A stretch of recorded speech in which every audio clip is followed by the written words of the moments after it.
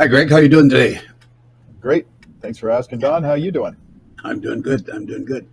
Greg and I are back on our podcast this morning, and today we're going to continue our series of talking about the 15 Invaluable Laws of Growth by John C. Maxwell. And today we're talking about the law of pain.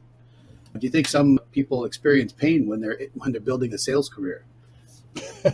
No, not at all. I was I was looking at the list of different types of pain that John has in his book. He's got 12 different pains that are listed. And the first one I thought, pain of inexperience, and then the pain of incompetence and the pain of disappointment. And I thought, how, like we could just talk about those three different pains right there, Yeah. because I think those are some of the most significant pains that a new realtor or a new salesperson could experience. Yeah, for sure. I mean, you start a new job or whatever, and you really don't know what to expect. And I think that's a really, I don't know, that can really throw people off, right? So you have to know what questions to ask. You have to know where you're going with it, what you want to plan to do, and all that kind of stuff. So yeah, those are good points. That would be I know the new realtors that I mentor.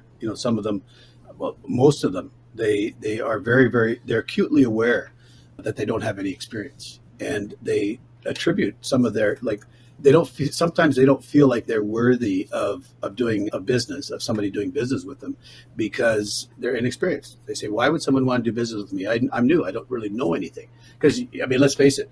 The real estate course, and I'm speaking from the perspective of the British Columbia real estate course, but I suspect that most of them are very, very similar. The real estate course doesn't really teach you how to sell real estate. Okay. It just gives you all the laws, and so you don't go to jail after you do something wrong.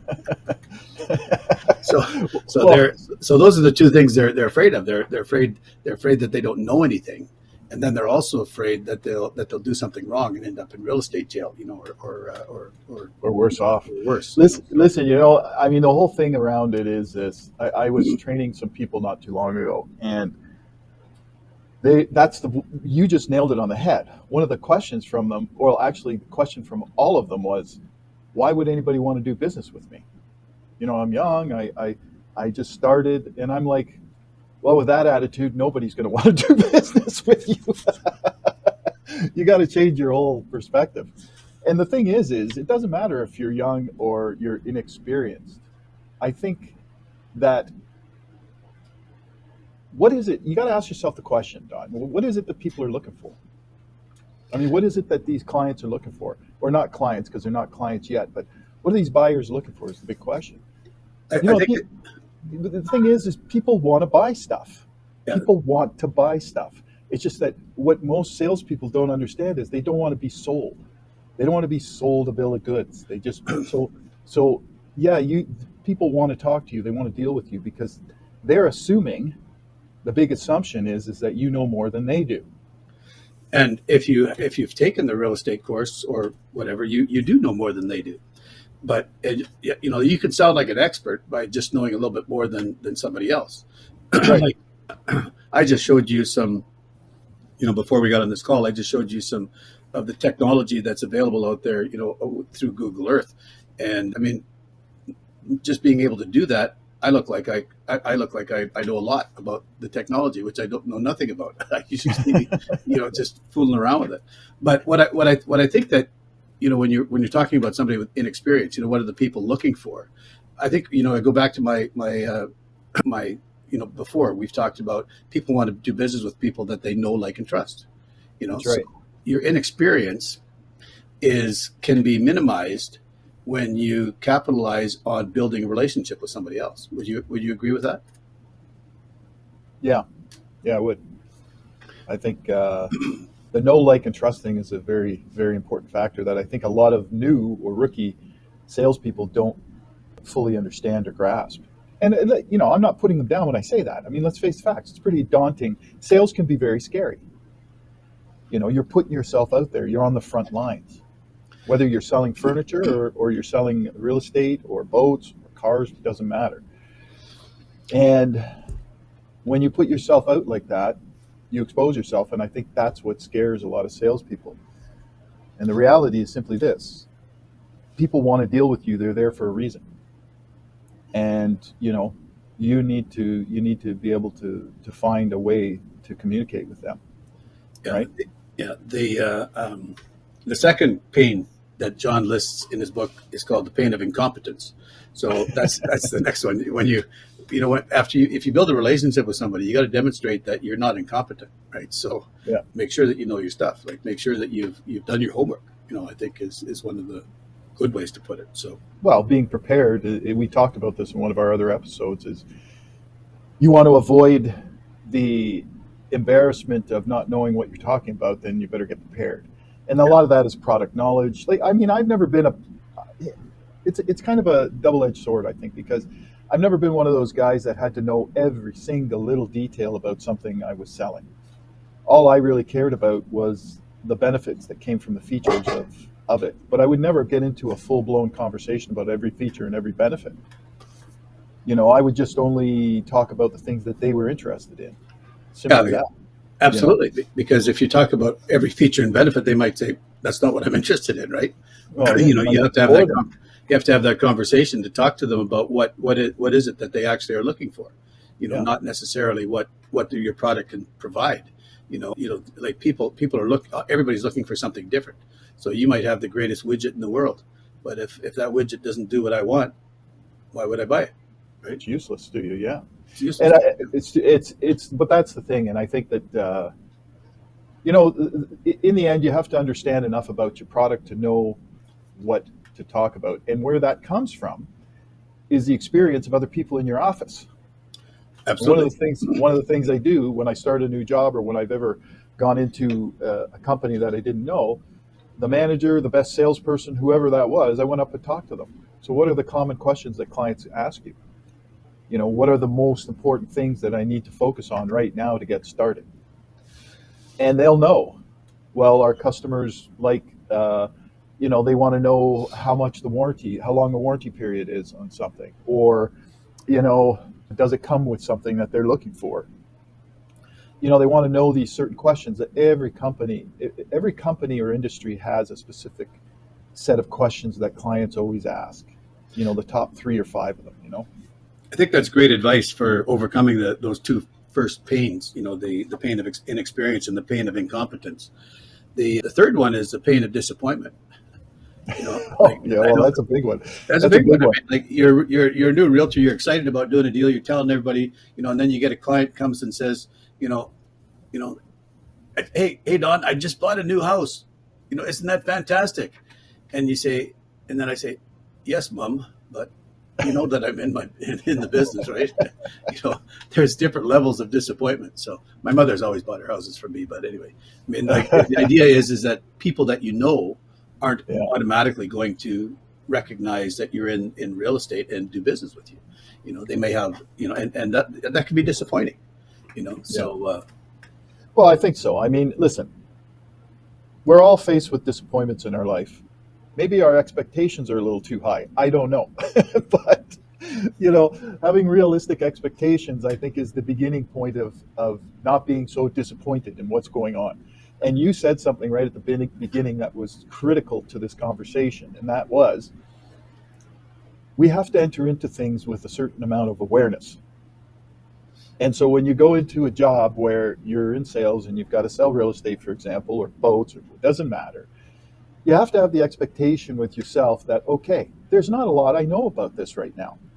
So I kind of take this big field, and I need to get to the other side. I kind of like to draw a straight line. I don't want to walk the perimeter. There's lots of time for walking the perimeter when I get my feet settled. So I want to draw a straight line. And the first thing you do is you go to your manager or the best salespeople and you ask them questions. What are the most important questions that clients ask? And if you get prepared, then the expectation is this: I'm going to learn a little bit, then I'm going to jump in with my feet and see how cold the water is. And if it remains cold, I'm going to have to jump out and figure out a different angle here until my feet start feeling warmer. You know what I mean? Yeah. That's kind of the be all and end all of it, I think, because that's what I did with any job. And I can tell you, my success has been anchored to my ability to be able to go to people in the organization and get help from the experts who have been there long enough to know the ins and outs of the business. And once I have a firm understanding, even a firm understanding, the basic understanding, I'll jump in with both feet and start trying to swim. And then as you keep moving forward, you're going to build your experience. That's right. So then you get rid of the pain of inexperience, and you're going to grow in your competence. And I think you were dead on, as far as the idea of the pain of disappointment and managing your expectations, right? And I think you talked about being aware, but that's kind of managing your expectations. What can you expect in the business, and I think that can go a long ways in managing the pain of disappointment. Well, I think that, listen, I'll give you an example. I started this job once, and I was selling furniture, and I started, I think it was in October. By the end of the year, I was number one in sales. And I'll tell you how I got there. What I did was exactly what I said. I talked to the manager. I talked to the top salespeople. I went in some training. I shadowed the top salesperson. I shadowed for one day. They got me I was their secretary for all intents and purposes. I basically learned how to use the technology. I learned by listening to them and what they were asking the customers, but also more importantly, what those customers were really wanting to know. And I shadowed a person for one day. And over that 3-month period, by the end of the year, I was number one in sales. And that was over a 3-month period. And those salespeople were there for 5 years. Now, I'm not bragging about me being the top dog. There's a reason for that. The reason was I went in, I asked the questions, and I jumped right in. And in 3 days I was on the sales floor selling. Did I screw up? Oh yeah, I did. I can tell you the service department, when they got my orders, they were like mad at me for a whole month because I was screwing up.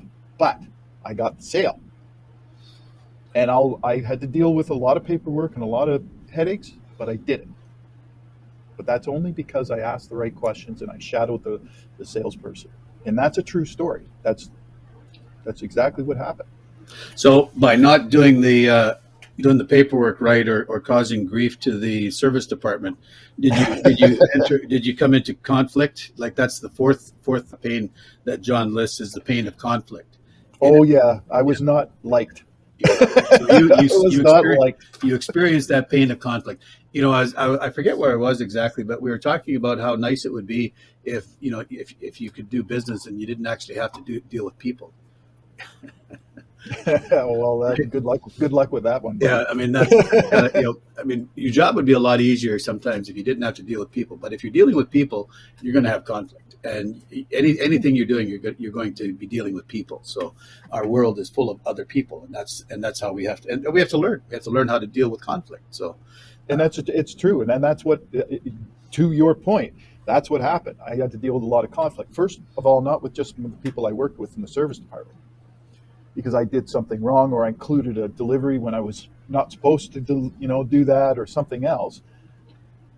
But there were some conflicts with clients too, where I did something that I shouldn't have done. The service department didn't come through me. They went directly to the client to say, Greg didn't include this and he should have, a processing fee or some stupid thing like that. So then I had to deal with an angry customer. Oh yeah, that's going to come right back and bite you, right? Oh yeah, but Greg said this. And yes, Greg did. Yes, I did. And I had to fess up to it. But that's the thing. Don't lie. Don't ever do that. Don't put it on the customer and say, oh, no. If you do something wrong and it causes conflict, own it. Right? Own it. Oh, yeah. No, did I lose some sales? I'm going to tell you, yeah, I did. Yeah. I sold in that, if I can remember the number, I think I sold close to 90 grand at 3 months. And in furniture, appliances, whatever it was, I sold that within 3 months. And I think I had sold a total of about 100 grand or more, but I had probably close to 20, 30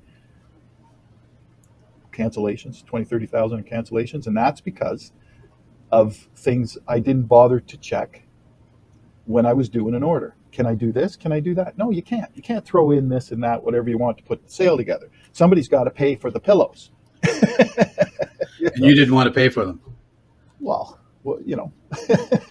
cuts into your commission. Yeah, no, I get it. I get it. Know what's going on, but there's going to be conflict regardless. I don't care how much you know. Something you're going to step on somebody's toes, no matter what happens. Somebody's going to get ticked off. When it comes to retail, people can be difficult sometimes, on both sides. Yeah. I think when we're dealing with conflict, I think one of the advantages that you might have is when you understand the different personality types, and we've talked about that before. But taking some training in DISC or Enneagram or anything, I'm DISC certified, so I can help anybody that's interested in learning more about that. But understanding the different personality styles and how they approach conflict is I think an important step. If you're dealing with a D type of personality, they deal very much differently with conflict than the S type of personality or the C type of personality. So, or the I personality. So I think being aware of those personality styles will help you deal with conflict. I think let's talk about one more of the pains that and let's talk about the pain of change, because I think one of the things that I know when I started selling real estate, I had come from I was selling carpets before I was selling real estate, and carpet, selling carpet was a good deal. You just got to remember that the fuzzy side goes up, and You hope, yeah. yeah, so fuzzy side goes up, but so it was a good job. I enjoyed what I was doing, and I told my boss that I was taking the real estate course, and he knew my dad and everything because I was going to work with my dad at the time, and. So I don't know why he did it, but he actually gave me a salary job. Everybody else was on full commission, but he decided to give me a salary job. And then I was working in the warehouse. And what happened was the salary wasn't enough to get me rich, but it was enough to pay my rent. It was enough to put groceries. And I had a wife and 3 kids, so there was some level of security there that I got to enjoy for a couple months. And then I started selling real estate. And that was a change, because there is no salary in real estate typically. And everything relies on the work that you do, whatever you put into it. And plus the fact this was way back in the 80s, just after the market had crashed, and there was nothing selling. It wasn't like the market that we've had recently, where everything, I think it's funny now, just an aside, people now, they think if their house doesn't sell, if they get a listing and that doesn't sell in a week, that there's something wrong, right? But back in the day, sometimes you'd be 60 days, before you'd get a sale on your property. But I digress. But anyway, I entered into real estate and things didn't go well right away. It took a long time for me to get started, and I had to have a conversation. And what I found myself doing was I kept on looking back at the job that I had left. I said, wow, I left this job and I had, I was getting a salary. It wasn't a great salary, but it wasn't bad either, right? I could live, but I wanted something better. And that's why I got into real estate, but I kept looking back. And it was that change, going through that change that I found difficult. And I wasn't dealing with the change of moving from salary to to 100% commission in a totally different environment, until I had a conversation with myself. And I told myself, you can't look back. You have to look forward at all times. So that was one of the things where I had that pain of change was significant. And I think other people that are moving into a new field, if you got a new job in sales, it's you can experience that pain of change and recognize how you deal with change. And again, going back to the personality styles, maybe one of the reasons why I wasn't dealing very well with the change was because my personality style is an high SC, and S style people, that's their biggest fear, is the fear of change. They don't like change. Yeah. They want to have things move a little slowly. So, Don, that's a really good point. And we've talked about this before, and I'll just reiterate it again because it's a good point. My success in sales skyrocketed, doubled when I understood personality types. And you and I have talked about this. I'm not going to get into it in great detail here. All I'm going to tell you is anybody out there who's listening to this who doesn't believe that understanding different personality types will help you in life in general, in just relationships and people, it will help you in your career. And when I understood that back in 2004 is when I first looked at DISC, for example, my life changed because I started to understand the personality types. And you just said something really important, and I gotta go back to this point that you made, and that is don't look back. Commit to the process. Move forward. The reason why I think a lot of people get hung up or have a hard time with change is because they're constantly looking back to the familiarity of something that they've done and that was comfortable.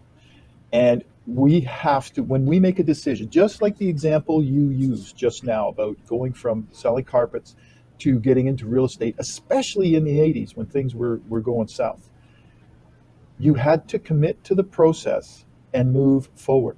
You can always make a change if things don't work out. You know how much time you have, but I always double it. If I think, okay, I'll give myself 6 months, then I'm going to double it and say it's going to be a year, because in 6 months, I just may give up and I might be one step away from success. You know what I mean? Yeah, I know exactly what you mean. You say it's like the miner digging for gold. He's digging for Yeah. gold, and he's trying to find that vein of gold. And he stops like that close to it. Because he finally gives up, and then the next guy goes in there and digs for like half a day and finds the vein and gets wealthy. But the first guy, he just gave up too soon. But that analogy kind of can keep you trying all the time, but you got to know when is it time to quit. Like they're Yeah, that's right. There's a time and a place. You've got to understand your own circumstances. It's easy to give up. I'm going to just throw that out there. It's easy to give up, but you have to give yourself time, and you have to commit to a process.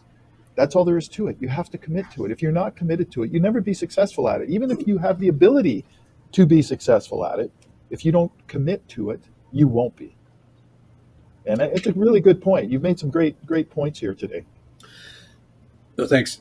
I think like I said, there's in the chapter of the law of pain, John goes through 12 of them, and we could spend a long time talking about each one of these 12, because they're all really, really valid different types of pain that we go through, particularly in sales or in being in business for yourself, because it's those they're very relevant.